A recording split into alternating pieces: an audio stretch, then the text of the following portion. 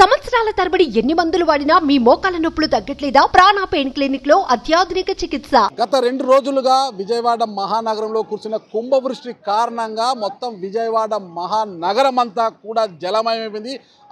ఆ సందు ఈ సందర్లో కూడా ఆ రోడ్డు ఈ రోడ్డు అని లేకుండా ఏ రోడ్డు చూసినా ఏముంది అన్నట్టుగా మొత్తం కూడా జల దిగ్బంధంలో చిక్కిపోయారు. ముఖ్యంగా కృష్ణమ్మ ఎప్పుడు కూడా ఈ ప్రకాశం కృష్ణమ్మ ఇంతలా పరవళ్ళు దొక్కిన పరిస్థితి లేదు. 2004 తర్వాత పుట్టిన మొత్తం యువకులంతా కూడా ఈరోజు ఈ స్థాయిలో వరదను చూస్తూ విజయవాడ నగరంలో ఉన్న వారంతా కూడా చాలా ఆహ్లాదంగా చూస్తున్నారు. అయితే కొంతమంది భయానక వాతావరణానికి అయితే నెలకొందని ఆందోళన పడుతున్నారు. ఎందుకంటే వరద ఉధృతి మరింత పెరిగితే విజయవాడ నగరంలో చాలా కాలనీలో మునిగిపోయే ప్రమాదం ఉందంటున్నారు. ఎగువ ప్రాంతంలో అంటే ఖమ్మం జిల్లాలో కురుస్తున్న వల్ల అక్కడ నుంచి వదులుతున్న నీరంతా కూడా మొత్తం కూడా ఇటువైపు కృష్ణానదిలోకి చేరుతుండటంతో మొత్తం కూడా దిగువకు 6 లక్షల క్యూసెక్కులు నీటి వదులుతుంది. ఇక్కడ మనం చూడొచ్చు, అక్కడ మొత్తం దాదాపుగా ఈ కృష్ణా బ్యారేజ్ ప్రకాశం బ్యారేజ్లో 70 గేట్లను ఎత్తివేయడంతో మొత్తం కూడా ఇక్కడ 70 గేట్లు ఉన్నాయి. కూడా ఆ 70 గేట్లు వరద ఉధృతి కారణంగా 70 గేట్లను కూడా అధికారులు ఎత్తివేశారు. ఆ గేట్లను ఎత్తివేయడంతో ఒక్కసారిగా వరద ఉప్పొంగుతోంది. ఇదంతా కృష్ణమ్మ కూడా తన ఉగ్రరూపాన్ని చూపిసలా ముందుకు దూసుకెళ్తుంది. ఇలా వెళ్ళి అంశలది వద్ద కూడా సముద్రంలో కలిసిపోతుంది. అసలు గడిచిన 20 ఏళ్లలో ఇలాంటి వరదను చూసి ఉండలేదు. మహానగరంలో మొత్తం రోడ్లని జల దిగ్బంధమైన పరిస్థితి కూడా ఎప్పుడు చూడలేదు. అసలు రిటర్నింగ్ వాల్స్ అనేది లేకపోతే నిన్నటి రోజునే విజయవాడ మహానగరం అంతా కూడా నీటిలో మునిగిపోయేదని కూడా ఇక్కడ వాసులు చెప్తున్నారు. ఇక్కడ యువకులంతా ఉన్నారు, ఇక్కడ పరిస్థితిని చూడడానికి వచ్చిన యువకులంతా ఉన్నారు.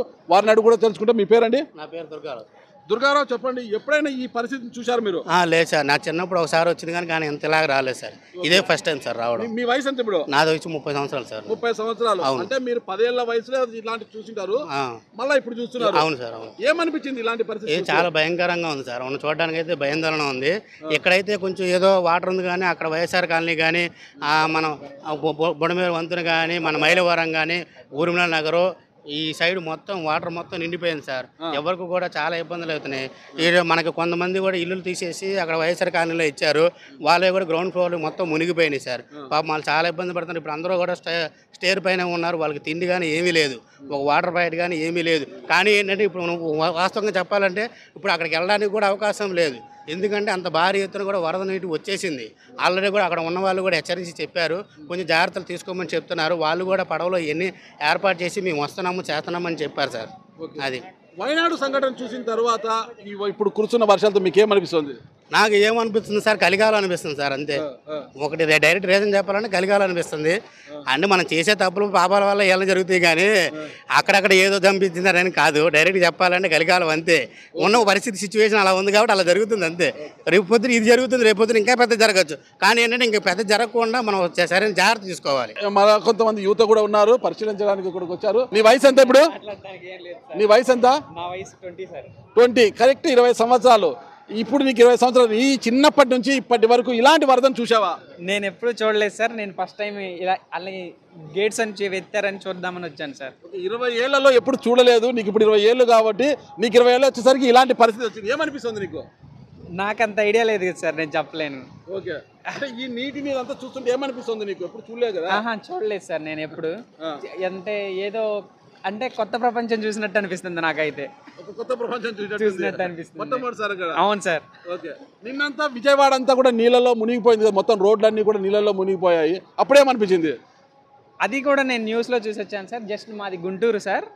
అసలుకి అంటే ఇక్కడ బ్యారేజ్ గేట్లు ఎత్తారంటే చూద్దామని వచ్చాను సార్. ఎలా అనిపిస్తుంది బ్యారేజ్ గేట్లు? బ్యారేజ్ గేట్లు అదే సార్ చెప్పాను కదా సార్, కొత్త ప్రపంచం. ఇన్ని వాటర్ ఎప్పుడు చూడకుండా ఇప్పుడు చూడటం అదొక కొత్త అనుభూతిలా అనిపిస్తుంది నాకు. ఇక్కడే మరొక యువకుడు కూడా ఉన్నాడు. మీ పేరు చెప్పండి? జయకృష్ణ. జయకృష్ణ, చెప్పండి, మీ వయసు ఎంత? 29. ఈ 29 సంవత్సరాలు ఎప్పుడైనా ఇలాంటివి చూసారా? ఎప్పటికీ చూడలేదు. ఇంకా ముందు కూడా చూడలేము అనుకుంటా. ఇలాంటిది ప్రమాదం చాలా పెద్దగా వస్తుంది ఇది. ఎప్పుడు చూడలేదు ఇట్లాంటిది. అయితే ఇది మరింత పెరిగితే ఏంటి పరిస్థితి? విజయవాడ పరిస్థితి అంత మునిగిపోతుంది అనుకుంటున్నాను నేనైతే.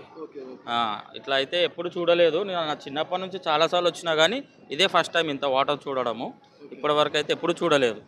ఇప్పుడే విజయవాడ నగరంలో చాలా చోట్ల నీళ్ళంతా కూడా మొత్తం కాలనీలన్నీ మునిగిపోయి ఉన్నాయి కదా, అధికారులు చర్యలు తీసుకుంటున్నారా? ఎవరు తీసుకుంటలేరు. నిన్నటి నుంచి వాన చాలా పడుతుంది కాబట్టి సుమన్ టీవీ నేను చూశాను న్యూస్లో. సుమన్ టీవీలో అన్ని న్యూస్ అంతా రిపోర్ట్స్ అప్డేట్ ఉన్నాయి కాబట్టి చూస్తున్నాను. అప్డేట్స్ ఉన్నాయి. వేరే దాంట్లో అయితే అప్డేట్స్ లేవు. ఇక చర్యలు తీసుకోవాలి ప్రభుత్వం అయితే, చూడాలి దీని మీద అయితే దృష్టి పెట్టాలి. ఇదే పరిస్థితి కొనసాగుతుంది. తనకు ఇప్పటికి 29 సంవత్సరాలు వచ్చినా ఇప్పటి వరకు ఇలాంటి వరద ఉద్ధృతి చూడలేదు, ఇక ముందు చూస్తాననే నమ్మకం కూడా లేదని చెప్తున్నాడు జయకృష్ణ. అయితే అధికారులు మాత్రం ఎప్పటికప్పుడు చర్యలు తీసుకుంటే ఈ పరిస్థితి నుంచి గట్టే ఒక అవకాశం ఉందని ఇక్కడి వారు చెప్తున్నారన్నమాట.